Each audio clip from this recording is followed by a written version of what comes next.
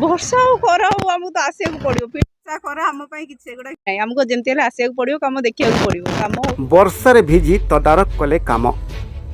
ଅଭିଯୋଗ ପାଇବା ପରେ ଆକ୍ସନ ମୋଡରେ ମାରକୁଣା ଜଳସମ୍ପଦ ବିଭାଗ କନିଷ୍ଠ ଯନ୍ତ୍ରୀ ସୁସ୍ମିତା ରାଣୀ ନାୟକ ଠିକାଦାର ଠିକ୍ ଭାବେ କାମ କରୁଛନ୍ତି କି ନାହିଁ ତଦାରଖ କରିବା ପାଇଁ ବର୍ଷା ପାଗରେ ବି ପହଞ୍ଚିଗଲେ ମ୍ୟାଡାମ।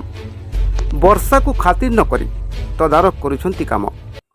ଏଇ ଦେଖୁନାହାନ୍ତି କେମିତି ବର୍ଷାରେ ଭିଜି ଛତା ଘୋଡ଼ି ତନ ତନ କରି ସବୁକିଛି ଯାଞ୍ଚ କରୁଛନ୍ତି। ହଁ ଆଜ୍ଞା, ଓଡ଼ିଶା ସରକାରଙ୍କ ଜଳସମ୍ପଦ ବିଭାଗ ମାରକୁଣା ସାଳନ୍ଦୀ କେନାଲ ଡିଭିଜନ ତରଫରୁ ନୂତନ କେନାଲ ଲାଇନିଂ ନିର୍ମାଣ କାର୍ଯ୍ୟ ଜାରି ରହିଛି। ଟେଣ୍ଡରରେ କାର୍ଯ୍ୟାଦେଶ ପାଇଥିବା ଠିକାଦାର ନିମ୍ନମାନର କାମ କରୁଥିବାର ଅଭିଯୋଗ ହୋଇଥିଲା। ଦୁଇ ପାର୍ଶ୍ୱରେ ନିର୍ମାଣ ହେଉଥିବା କାନ୍ଥରେ ଉପଯୁକ୍ତ ରଡ୍ ଏବଂ ଉଚିତ ପରିମାଣର ସିମେଣ୍ଟ ବାଲି ଚିପ୍ସ ବ୍ୟବହାର ହେଉନଥିବାର ଦେଖି ସ୍ଥାନୀୟ ଲୋକମାନେ ପ୍ରତିବାଦ କରିବା ସହ କାର୍ଯ୍ୟକୁ ତଦାରଖ କରିବା ପାଇଁ ବିଭାଗୀୟ କନିଷ୍ଠ ଯନ୍ତ୍ରୀ ସୁସ୍ମିତା ରାଣୀ ନାୟକଙ୍କୁ ଅବଗତ କରାଇଥିଲେ। ଅଭିଯୋଗ ପାଇବା ପରେ ତୁରନ୍ତ ଦାୟିତ୍ୱରେ ଥିବା ଯନ୍ତ୍ରୀ ସୁସ୍ମିତା ମ୍ୟାଡାମ କାର୍ଯ୍ୟସ୍ଥଳରେ ପହଞ୍ଚି ମେଟେରିଆଲ୍ସ ଯାଞ୍ଚ କରିବା ସହ ଠିକ୍ ଭାବରେ କାମ କରିବା ପାଇଁ ତାଗିଦ କରିଥିଲେ। ମ୍ୟାଡାମଙ୍କ ତାଗିଦ ପରେ ଉଚିତ ପରିମାଣର ମେଟେରିଆଲ୍ସ ଏବଂ ରଡ୍ ବ୍ୟବହାର କରି ନିର୍ମାଣ କାର୍ଯ୍ୟ ଜାରି ରହିଛି।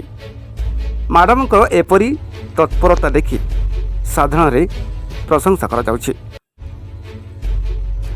ଯେମିତି ଆମର ଏଷ୍ଟିମେଟ୍ ଅନୁଯାୟୀ ହେବା କଥା, ଯେମିତି ସାଇଟ୍ ମାନେ ସାଇଟ୍ରେ ଯେମିତି ଅଛି ସିଚୁଏସନ୍, ସାଇଟ୍କୁ ଦେଖିକି ଏଜ୍ ପର୍ ସାଇଟ୍ ହେଉଛି।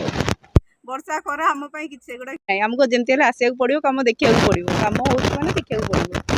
ଅପ୍ ଟୁ ଅଛି 5 ପର୍ଯ୍ୟନ୍ତ ଅଛି, RD 5 କିଲୋମିଟର ପର୍ଯ୍ୟନ୍ତ। ତାପରେ ଲୋକଙ୍କର ରିକ୍ୱାରମେଣ୍ଟ, ସାଇଟ୍ର ରିକ୍ୱାରମେଣ୍ଟ ଦେଖିକି କେଉଁ କେଉଁ ଜାଗାରେ କରାଯିବ ଆଉ।